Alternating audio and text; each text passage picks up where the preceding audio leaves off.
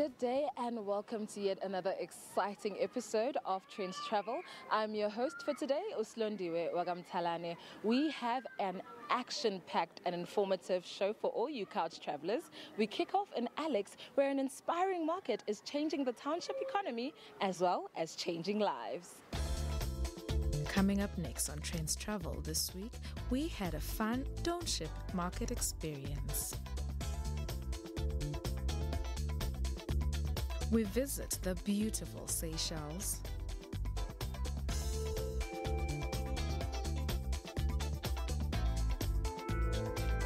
Event tourism is booming in Gauteng.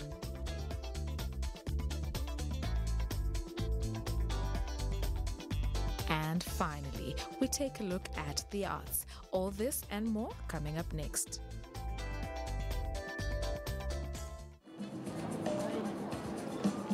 The first ever township market in Alex got off to an encouraging start with exciting stalls showcasing beadwork, food and drinks.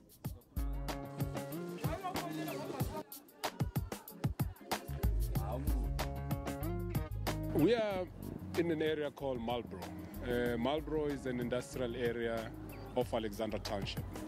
It's an area where factories were abandoned many years ago by their owners because they felt unsafe doing business in Alex or closer to Alex. So when the opportunity came about when they left these buildings, we thought as NER we would participate in the economic environment of Alex and start a business in Alex, obviously in Marlborough, so that we can become part of what Alex is about and grow our business within that.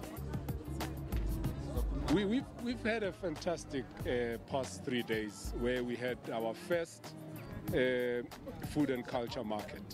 We call it the township. You know, if you look at the word township, it's spelled with a U instead of a W. Because when we grew up in Alex, we used to hear our parents and our uncles say township. And as we got better educated, we realized that they were actually talking about township. But because we honor and respect them for who they are, we decided we're going to call our culture and food market township. We've had a market where we're inviting small business people from Alex, and elsewhere we have a group that came from Guyana, Port of Beads, joining us to tap into opportunities that NER creates. We are a venue that has attracted very discerning customers who come outside of Alex. Many of them live in the surrounding suburbs. So we thought let's not only be the only people who benefit from the economic opportunity that NER provides. Let's share that with the women and men who have businesses, small businesses, to come and be with us and a living. It's been an exciting past 3 days. It wasn't easy because it's the first one, but we are encouraged that it's going to grow. We've decided that it's going to be a monthly event. So every month end, we're going to have a food and culture market at NER. I'm hoping that someday we'll block off the whole area and have 800 to 1,000 stalls. At the moment, our target is 49. I think end of October, we will have the full 49 stores, ladies selling all kinds of wares.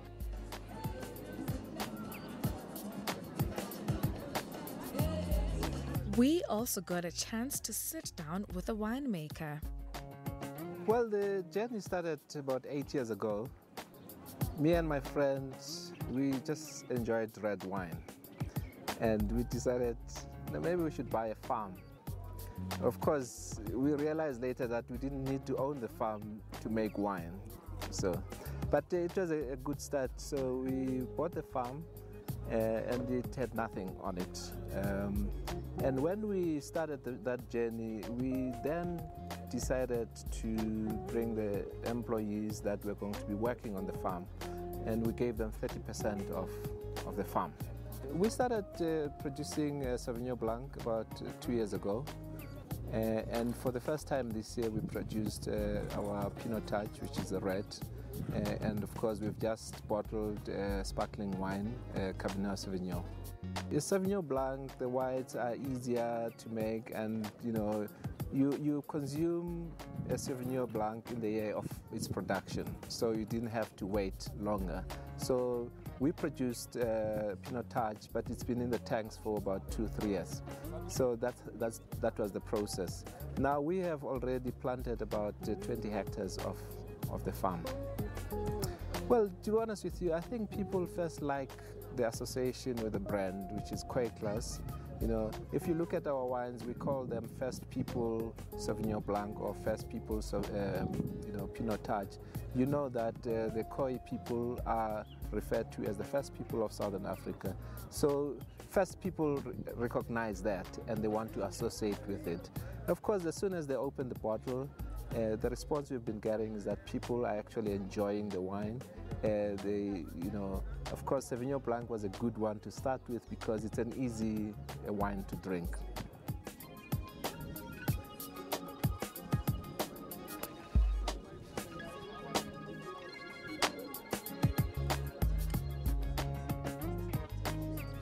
Exhibitors were very excited as they got a chance to showcase their crafts.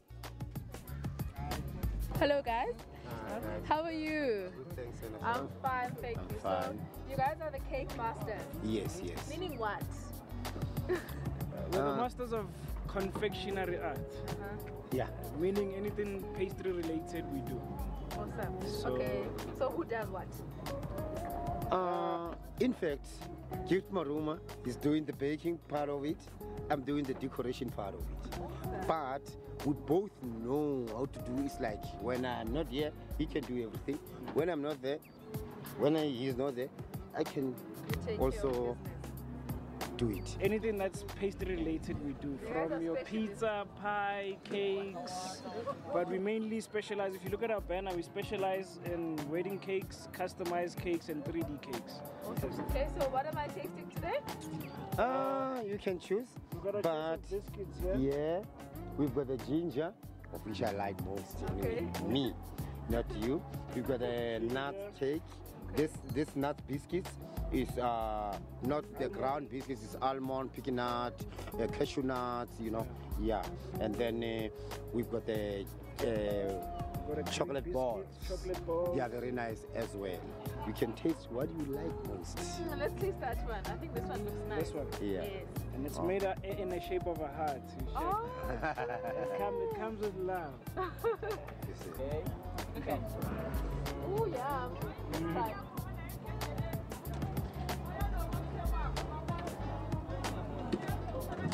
If you look at that biscuit, it's not your normal dough.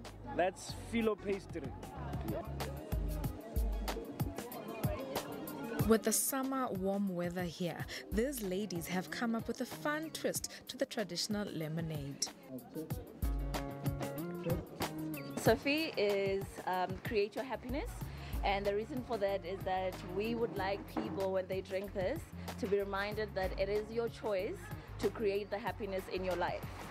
So yeah, hence we have pink, and pink is a great color that represents happiness, and we hope people, when they drink it, it's a refreshing, wonderful drink.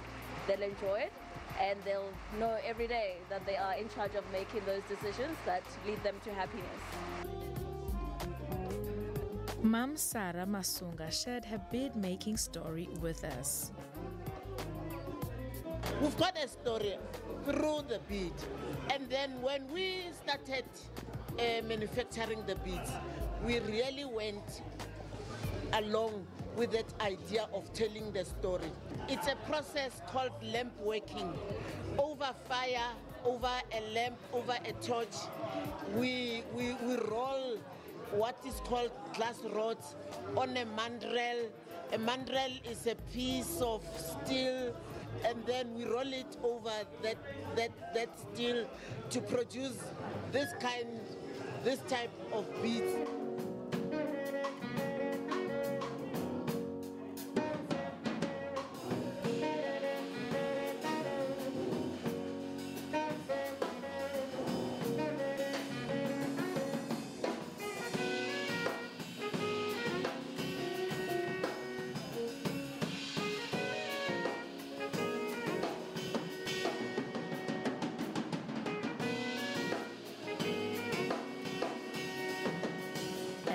end of the day, we got to sit down and listen to the soulful sounds of jazz. It was a beautiful Sunday afternoon. We have a lot more after the break, so don't you move.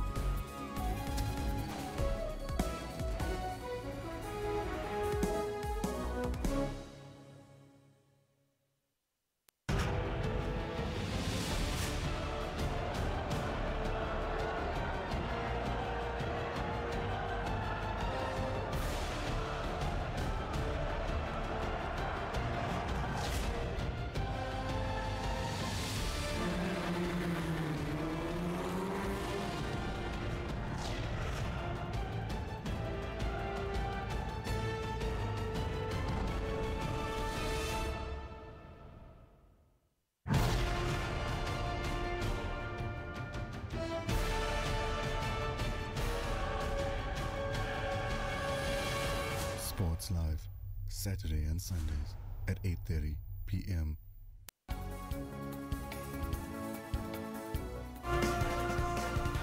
Hello and a warm welcome to PM News, and we're broadcasting live from Johannesburg. 4 decades later, the family is still seeking closure.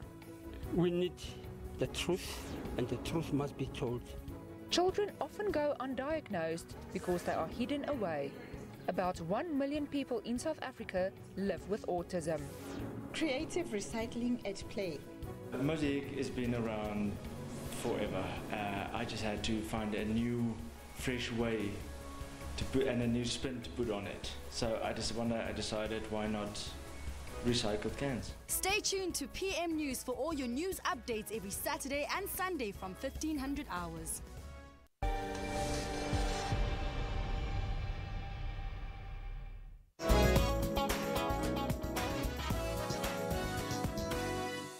Welcome back. The islands of the Seychelles are a magical place that should be on any traveler's bucket list.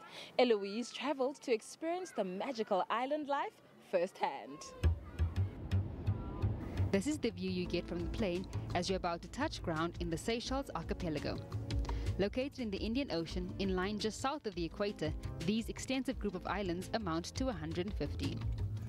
Whilst each island has its own personal charm, most activities center around the 3 main islands known as the sister islands, with Mahi being the largest, followed by Praslin and then La Digue.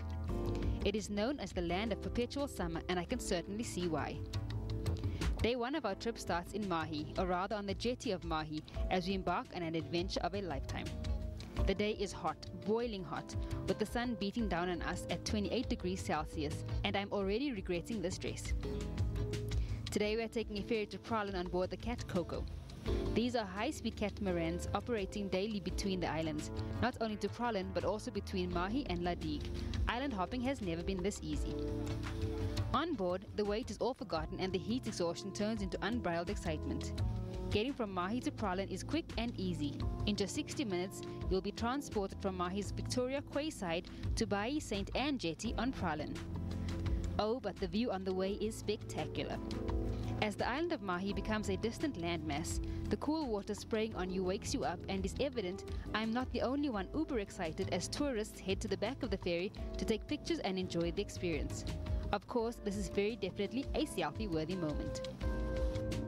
We dock at the Praslin jetty, and the first thing I do while you enjoy the view is change into something a little more summer-friendly. It is a short ride to our first stop, and we arrive eager and ready. Valley de Mai Nature Reserve, or May Valley, is a nature park and UNESCO World Heritage Site in the middle of the Praslin Island. We are on Praslin, where we have this famous nature reserve called the Valley de Mai. And the most attraction here is our Coco de Mer. We have 6 endemic farms here in the area, and the park itself is around 20 hectares. But they are all with French name, Latanier Mille Pattes. These ones here they use as decoration. Latanier Feuille is this one here. Yeah. And in the past, they used to make it for the cover of the house. Yeah? Oh, I see. Yeah, you've seen down there, yeah? And nowadays also, but because it's protected, you have to have a special permission from the government to use it. You cannot just go in the forest and cut it. It's not allowed, yeah? And again, the Kenyan nobles, the one you asked me before, they make a heart salad with the heart. Yeah? Exactly. This is the coco de mer, and this is another one, La Taniela. The park was an undisturbed virgin forest until the 1930s. The status of the park was then changed to a national park for better conservation and preservation actions under the National Parks and Nature Conservancy Act of 1979. Inscribed by UNESCO in 1983, Valley de Mai is one of the organization's smallest natural World Heritage sites. The nature park consists of a well-preserved palm forest whose flagship species is the island endemic coco de mer, which has quite a story to tell, as well as 5 other endemic palms. Also unique to the park is its wildlife, including birds such as the rare Seychelles black parrot, mammals, crustaceans, snails, and reptiles. But back to the coco de mer. The monocot tree in the palm family has the largest seeds of any plant in the world. It is dioecious, meaning it has separate male and female plants. The peculiar suggestive shape of its fruits was, according to legend, what caused the plague of our forefathers in the Garden of Eden. More interesting facts about the coco de mer is that only when it begins to produce flowers, which can vary from 11 years to 45 or more, is it possible to determine the sex of the plant. Not only that, it requires 6 to 7 years to mature and a further 2 years to germinate. It is sometimes also referred to as the sea coconut, love nut, double coconut, or coco fessa.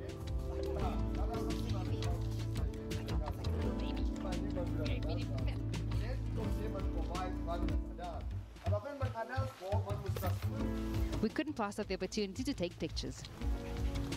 Now back on the hike trail, we come across some very special and unique leaves. In the park, we can come across, for example, if you have a smell here, it's very intensive. It's called the 4 spices tree. Is this one here? This one here. It smells like nutmeg, like cloves, like pepper, like cinnamon, 4 in 1. So if you're in the kitchen, you're missing something, you don't need to run here and there, you can use. And it's selling here? Yes, it's very good for fish and also for meat. If you are lucky, you might get to see the Seychelles black parrot. This small bird is entirely dark grey, except for greyish undertail coverts. It is only found on the island of Praslin. Then it was time to leave Valley de Mai.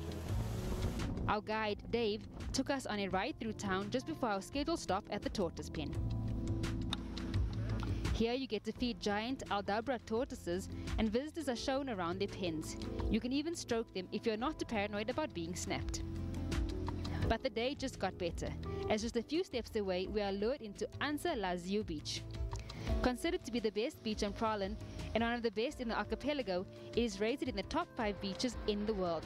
It is absolutely magnificent. When they speak of white sandy beaches and blue oceans you can walk into for miles, this is what they are referring to.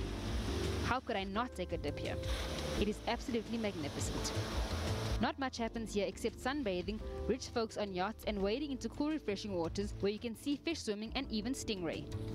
That was my cue to maybe spend some time on the shore.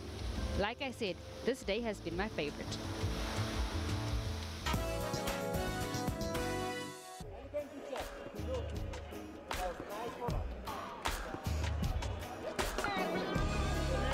The tourist season has kicked in, and travelers from all over the world are flocking India's northeastern Rajasthan state, which is famous for its sand dunes, desert safaris, and century-old forts. However, one thing which is a must-do in every visitor's itinerary is an elephant ride.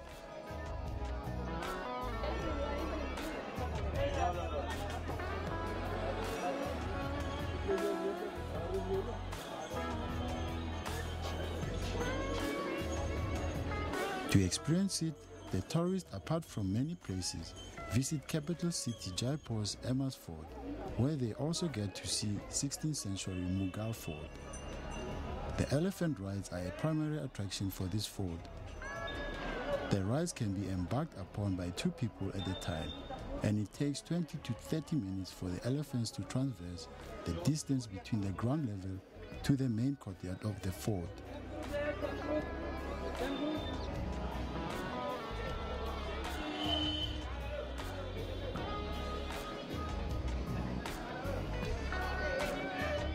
मुख्य आकर्षण जो केंद्र है tourist का वो elephant ride ही है। जो लोग यहाँ पे आते हैं वो एलिफेंट राइड के लिए ही आते हैं यहाँ पर, और सुबह 8 से लेके इनका टाइम लगभग 11 बजे तक रखा गया है। लेकिन अभी जैसे थोड़ा सा ठंड जारी होगा तो उसके लिए उसका टाइम थोड़ा और बढ़ा दिया जाएगा, लगभग 12 साढ़े 12 बजे के करीब तक हो जाता है वो।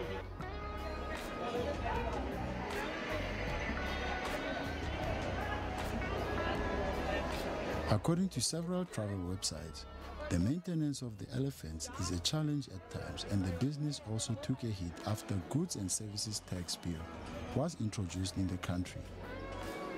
However, it is picking up now due to the increased tourist inflow. India has over 50% of Asiatic elephants, considered to be the most intelligent animals.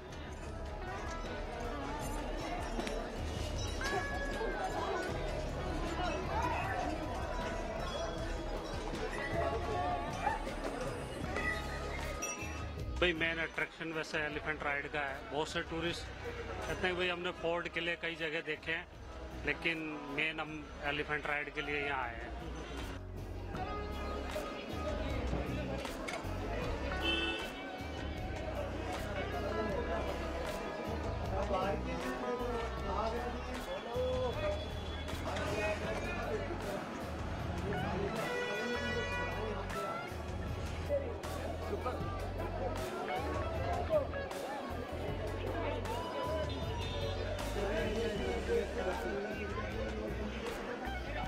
Elephants in India, numbering around 25,000 in the wild, are an endangered species.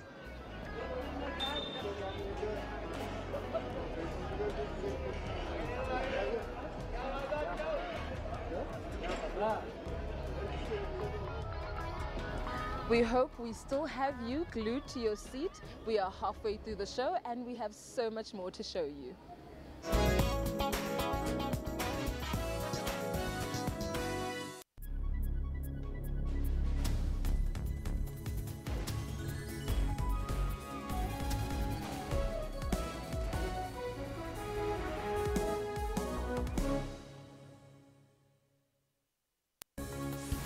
Have we taken enough responsibility for our responsibilities with regards to freedom?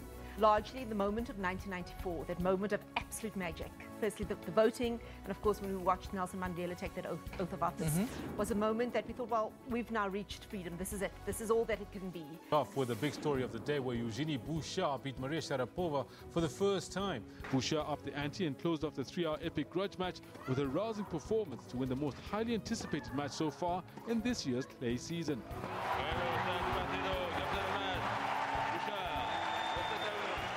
Final score 7-5, 2-6, 6-4. Title chasers Cape Town City FC travel to Pretoria, intent on grabbing 3 points from a resurgent SuperSport United. Get all the dominating stories locally and globally on Newsroom every Monday to Friday from 9 a.m.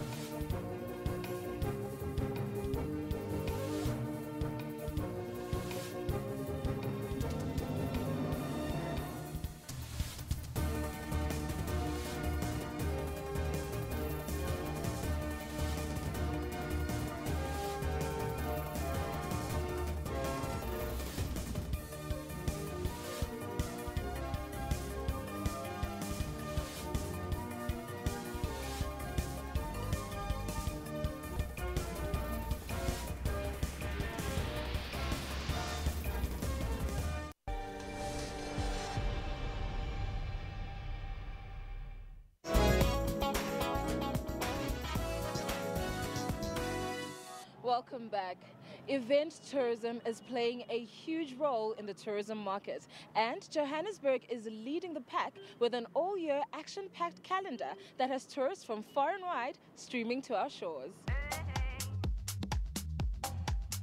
Events are one of the most important motivators of tourism and figure prominently in the development and marketing plans of most destinations. The roles and impacts of planned events within tourism are of increasing importance for destination competitiveness. South Africa has definitely kept abreast of leading trends, as we have seen an upward spike in world-class events being created and some coming to our shores.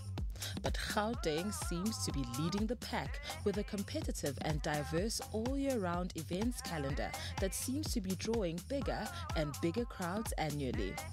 From music to horses to food and festivals with various draw cards, Gauteng has assembled a variety of events to suit and entice all types of needs and personality. It's all about lifestyle, and September was especially great for all music lovers and foodies, as the Kodwa Festival got off to a resoundingly successful start with all the great Kasi-style food that we all love in one place. The multifaceted styles and genres of events are making Joburg win, with everyone surely to be excited about something at least once a year. The DSTV Delicious Festival was a hit despite the weather, and throngs came out to eat good food and listen to great music.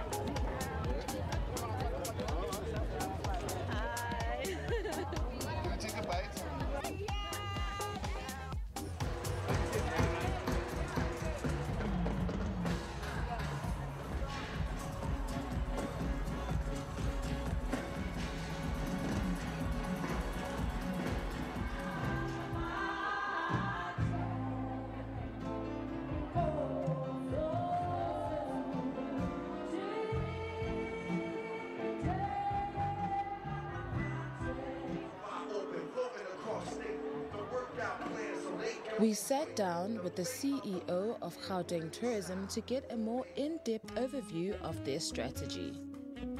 So the Joy of Jazz, an event that happened last weekend, was one of the greatest successful events since its inception. As you know, that Joy of Jazz has been celebrating about 20 years of its existence here in Gauteng.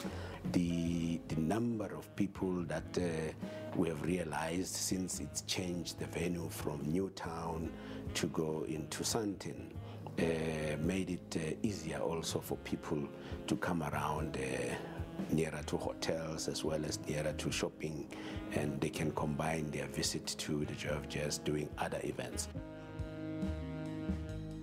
Once you're in Gauteng, you realize there's so much more to the place than the famous bright city lights to experience. From a true African safari to World Heritage sites and historical monuments, the options are truly diverse and unmatched anywhere in the country. You might come in for jazz, but if you so choose, you can get to absorb and see a lot more.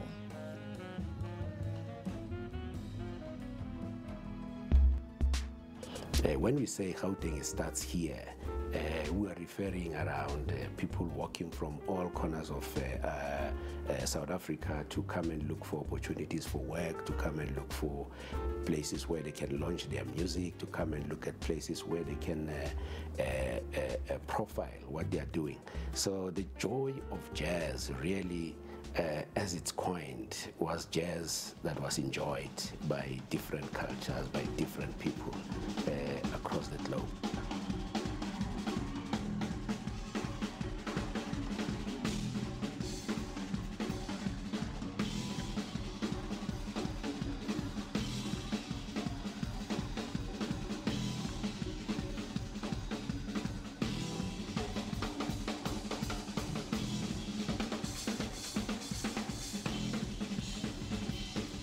It is not about about the 2 days. It's also the events that we do with them post the jazz, because we take them to see Vilakazi Street, we take them to see the Cradle of Humankind, we take them to see the Val, we take them to see the Nugeng, the Big Five that is there, and also we take them around to Ekurhuleni, around the OR Tambo precinct there, and for them to be educated and to know more about those places.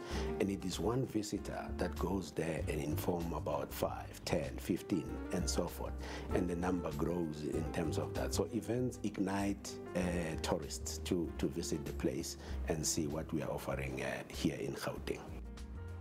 The DSTV Delicious is a proudly Joburg concept that has grown from a tiny market.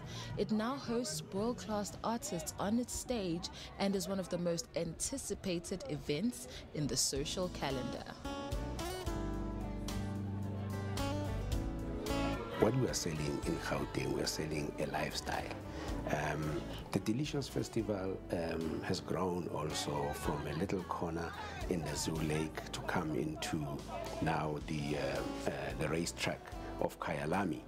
The numbers that we're expecting also there at the Delicious Festival, we're expecting no less than 30,000 people to rock into the Delicious. Probably day one, looking at another 10,000, and the more numbers will come maybe on day two, because some of the people in most times on Sundays, they might not have a place to visit or things to do. And with Delicious, what is good about it is that it's not only an event for adults, you can bring kids in there. There is a whole range of a big space for people to do various things. But what is important is that we are also promoting different cuisines, and we are packaging also here township businesses that we are bringing there that will be able to sell their food. This is an event that can truly change a small eatery into the talk of the town.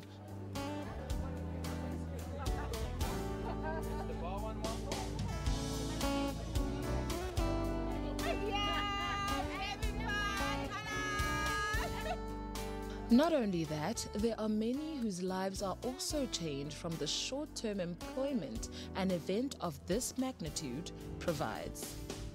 One employer might be responsible for other 8 people that will benefit out of that person who is employed. So if we take 1,200 people and multiply it on the number of 8, we are talking to close to 9,000 people that might have realized the benefit out of the employment that was created there on a short term. The jobs that are created via events are also jobs that cut across from the qualifications of engineers to the lowest. I mean, people who are car parkers, parking cars, they are car guards for the terminology that we commonly use. And there are people also who will be dealing with selling food even outside, because some SMMEs will gather and organize themselves to be able to sell ordinary food that is being sold in various townships. Some will be finding it a way of coming into Santen as part of experiencing the how train. You know, there are many other people in various parts of South Africa who will say, you know, I just want to be able to use the how train.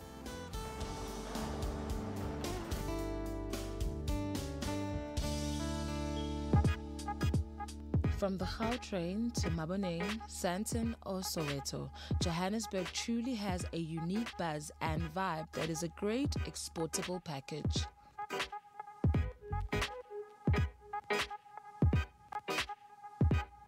Delicious Festival conceptualized on here in Gauteng.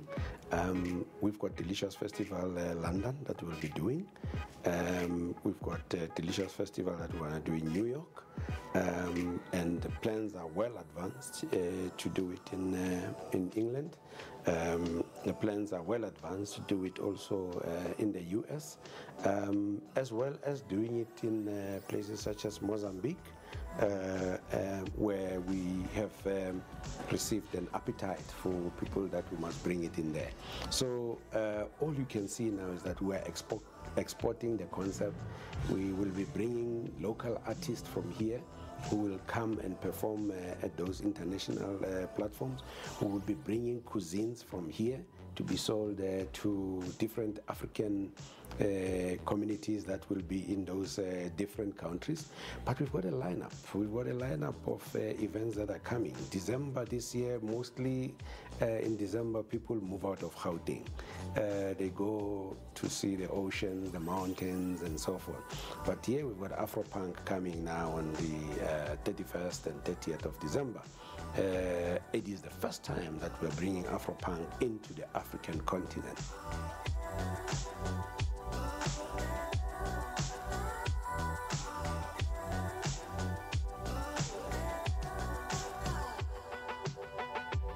You haven't truly seen South Africa if you have not given yourself time to explore Joburg.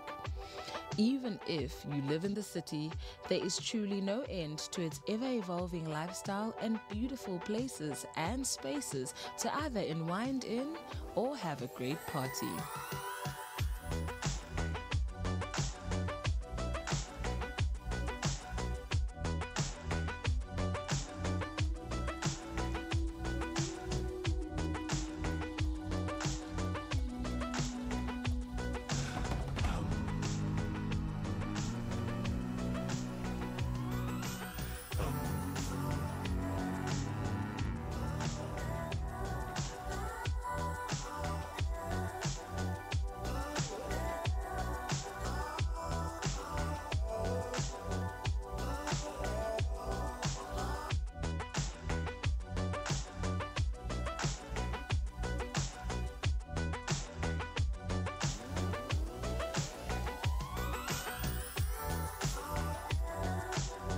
As the year winds to a close, you best believe that there will be more big fun, big lifestyle, and big events in Gauteng. The show is almost over, but after the break, we will be back with the arts.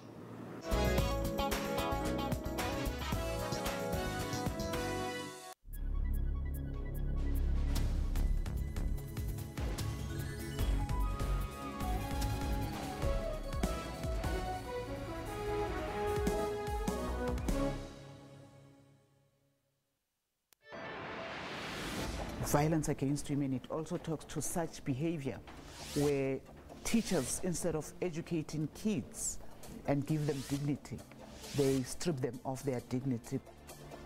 The First Lady. The First Lady, her action, it's just unacceptable. I must say that it cannot be condoned. If I had it my way, I would say we had to act and make sure that he goes to jail. This scourge is not ceasing. The angry people, the intolerant, it's so huge. So then the scourge finds itself within that particular environment. You cannot say that it's a standalone. It's influenced by social ills, economic challenges. Join me in Port Sedu live every Monday to Thursday at 17:30.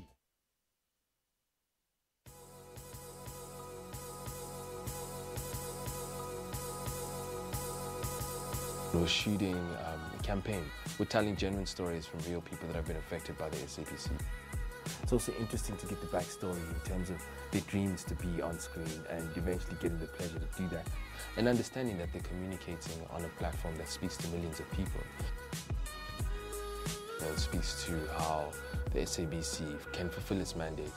The SABC represents the opportunity for so many young South Africans, for old South Africans, to be able to look at the world that they may not experience any other way.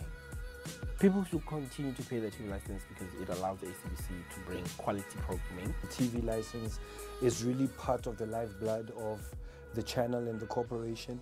When you're listening to your favorite jams, you're listening to your favorite radio DJ, you must know that you made it possible by paying your TV license. it's such a holistic process that goes into TV licenses. It's not only one part where we say South Africans have to pay for TV licenses. You pay a TV license because you get so much value out of it, and that's the content that you get every single day on the SABC platforms.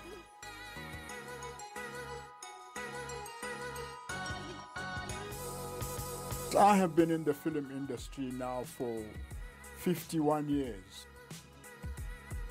I am quite satisfied with the evolution of television now, that you have got a lot of actors and you have got a lot of crew members. We should also play part of paying our licenses, because I think it's proper.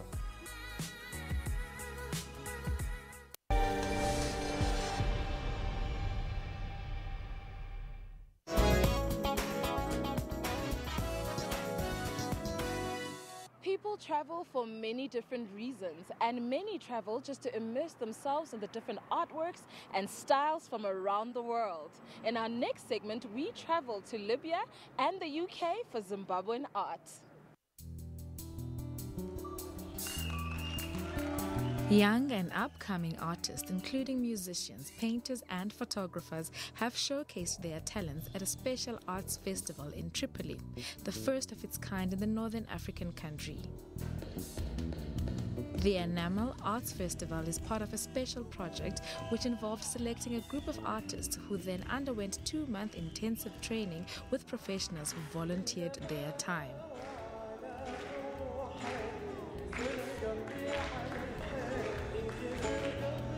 Some 100 musicians, photographers, painters, Arabic calligraphers, singers and dancers competed for a place in the project, organized by the student-led volunteer initiative called Kotwa. Only 40 made it to the final round.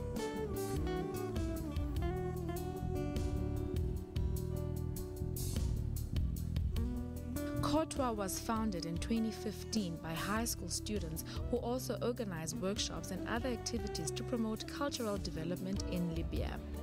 Organizers say nearly 500 people attended the 2-day festival on October 7th to the 8th, sponsored by local non-profit organization. هذا المشروع انطلقنا فيه في عام 2016 يهتم بالمواهب ذوات الكتابة والإلقاء والتمثيل وغيره.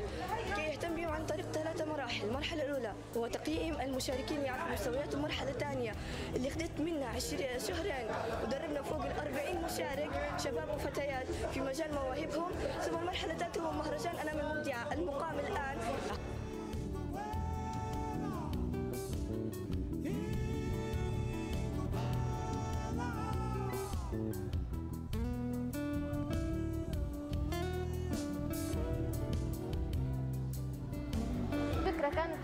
الفكرة كانت ممتازة جدا، رائعة، شبه يعني أنا الفكرة هذه بعد ما استفسرت عليها كانت أكثر فكرة يعني عجبتني أول مرة نشوفها، إن هم ياخذوا المواهب ويدربوهم وبعدين يعرضوهم بالطريقة هذه ويدربوهم لمدة سنة، فعجبتني الفكرة الصراحة ونتمنى إن هي تندر منها في البلاد أكثر وأكثر.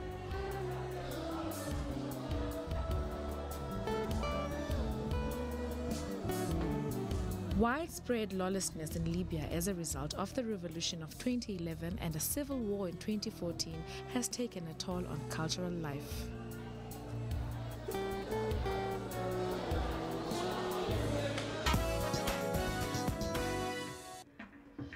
It's not often that a young, recently graduated African art student gets a solo exhibition at a gallery in central London, to an encouraging response from art lovers. The Tybant Gallery, just off Oxford Street, is dedicated to international contemporary art, exhibiting, representing and championing younger, talented artists such as Kudzanai Violet Wami. The gallery is showing 11 of her paintings, all created during 2017. The title of the exhibition, If You Keep Going South, You'll Meet Yourself, keeps the onlooker guessing at its meaning, rather like some of the works themselves. Kudzanai Violet Wami's work was inspired by a family photo album. Everyone appearing in her paintings has had some influence in her life.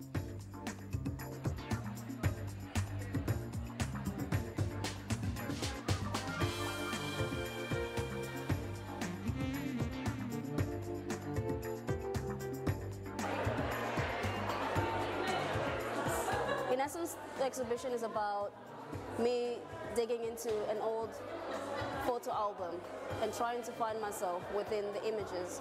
Some of the people that were in the photographs aren't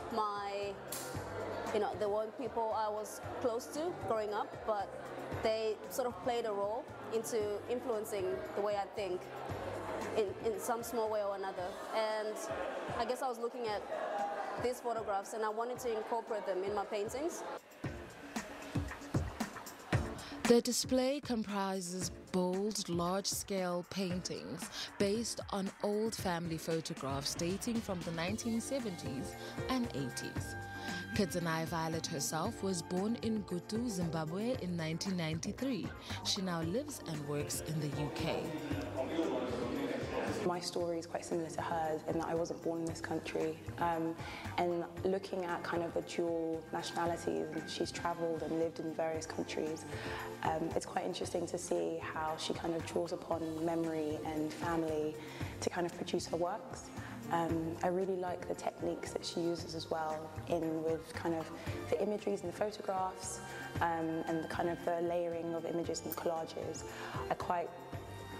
I feel quite connected to her works, even though I'm Ghanaian born and she's from Zimbabwe. Her works say something about her story, which I'm very much interested in. At the opening of the exhibition, the crowd was able to see reflections of African life both in Zimbabwe and South Africa, where the original pictures were taken.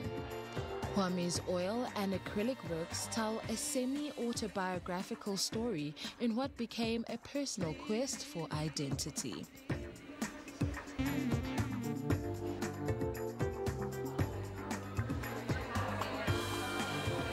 I never see exhibitions like this in London, and I crave for them because it's what I'm interested in, and I know many other young black people and young people are interested in learning about this kind of stuff. And when we're not often afforded the luxury of being able to see things like this, and so I guess I'm lucky. Yeah. Well, I feel very excited for her, and I think, wow, she's certainly like 1 in a million. She's lucky. She better sort of take the opportunity. But I think also the Taliban has done really well, sort of almost think outside the box to go and. But I think they saw her at an art school show or something like that, also to take a bet on her so young in her career and to encourage her to continue what they're doing. In 2016, Wami won the Clyde & Co. Art Award and the Cass Art Materials Grant, and was also shortlisted for the Bloomberg New Contemporaries Award. The same year, she was also named Young Achiever of the Year at the Zimbabwean International Women's Awards. It's a progression from being an art student to being a professional artist. So with this exhibition, it was an introduction to who I am, because I am showing myself, I'm showing my family. They're out there in the public, and I have now done it. And it's a progression. I don't know what's going to happen after that, but it's a progression to something else that I'm not quite sure of yet. But be good, I guess. I hope. The 3-month-long exhibition will end in November. In the meantime, the artist intends to keep capturing moments in time through her artwork, giving audiences a chance to appreciate expressions, gestures, and experiences that touch on people's lives every day.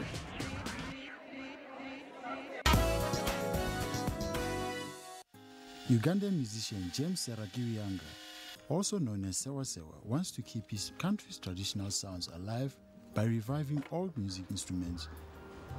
Sewa Sewa recently came up with a janzi, a string instrument named after his music band, and an upgraded version of the traditional adungu instrument. The musician says he decided to modernize it to include pegs and amplifier after his adungu was considered to be dangerous hand language while traveling to Europe.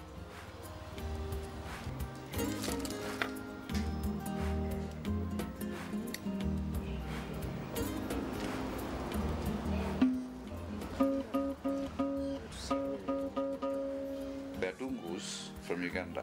Some of them have wood as tuning pegs and some have nails, and this one had nails, which was considered a threat or a weapon, and you can take it on board. So it was a tough one because this gentleman was like, you can't take it up. These are nails. And for me, it was so embarrassing because this is our instrument. And for centuries and centuries, these instruments have failed to grow. They are still the same. That's it. Yeah, and not just being the same. I see people come to Uganda and buy instruments as crafts because they are not instruments. Sewa Sewa says he's always been fascinated about his country's musical heritage. He grew up with a very strong music influence. His father was a famous drummer and mother a traditional Buganda dancer. Sewa Sewa holds music classes for students who want to learn to play the janzi. He currently has 10 students enrolled on the program.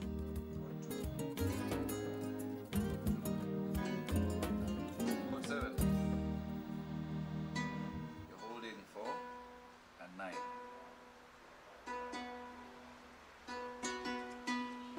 Sewa Sewa's Janzi's band is made up of 9 members who play various genres, including what the group of friends call Ugafro music, a blend of traditional sound and modern ones, like from the keyboard.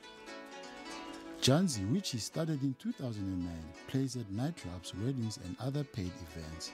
They also hold concerts.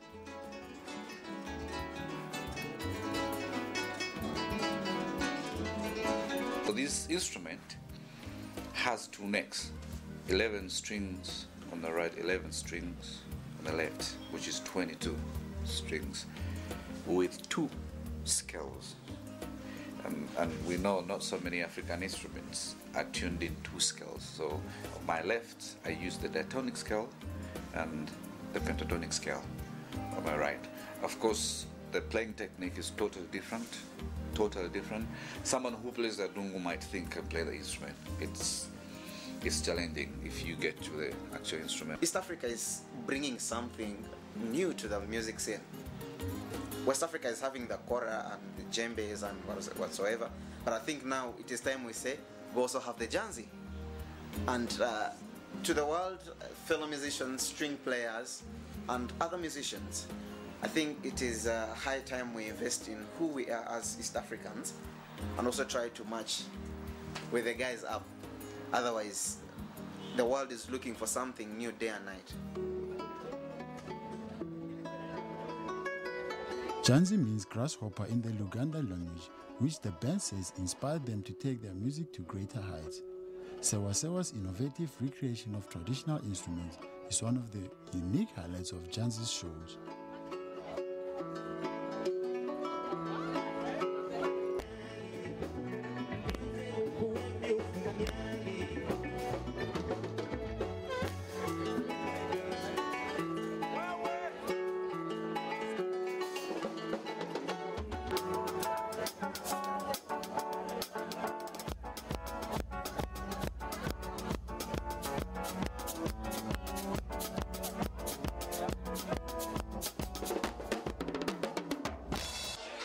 That's like a perfect instrument. It's a rare instrument actually. It's rare to find an instrument that has 2 sides that rhyme. I've always known Uganda to be innovators, and I think Sewa Sewa is just one of the best. It's just one of the best instruments that the world can get.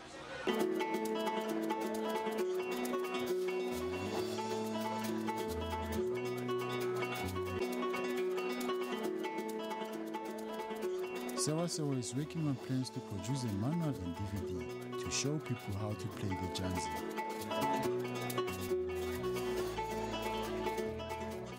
Unfortunately, that is all we have for you on this week's episode of Trendz Travel. Join us again next week, same time, same place. From the hard-working Trendz Travel team, goodbye.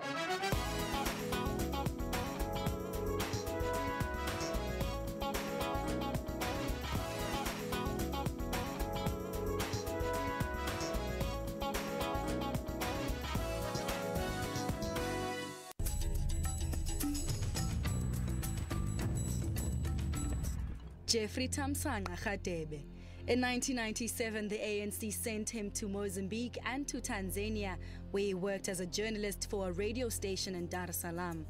Radebe created underground structures for the ANC and the SACPS outside South Africa, the organizer of a 12-day hunger strike on Robben Island in 1990. He is one of the longest-serving MPs from 1994 who served under President Mandela, President Mbeki, and President Zuma. There are many lessons from those years, including number that relates to the value of unity, not only of structure, but also unity of purpose, and which black business today would do well to heed. He was Minister of Public Works, Minister of Public Enterprises, Minister of Transport, and Minister of Justice and Constitutional Development. He has served as an acting president on many occasions. He was instrumental in accelerating and transforming the judiciary and making justice accessible. He is the current minister in the presidency. We have a strategy for growing the township economy, for making the rural areas the engines of growth, to change the conditions of our people for the better. Let us implement our programs of action as one united force.